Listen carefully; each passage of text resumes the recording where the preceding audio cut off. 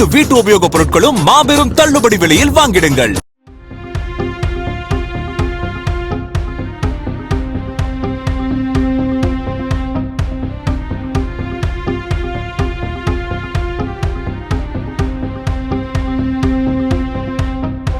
நாட்டின் 80வது சுதந்திர தினத்தை முன்னிட்டு திருப்பூரில் பாஜக சார்பில் நடைபெற்ற தேசிய கொடி பேரணியில் ஏராளமானோர் பங்கேற்றனர். 80 அடி நீளமுள்ள மூவர்ண கொடியை கையில் ஏந்தியபடி கட்சியினர் ஊர்வலமாக சென்றனர். தேசிய கொடியை ஏந்தியபடி வந்தே மாதரம் உள்ளிட்ட முழக்கங்களையும் கட்சியினர் எழுப்பினர்.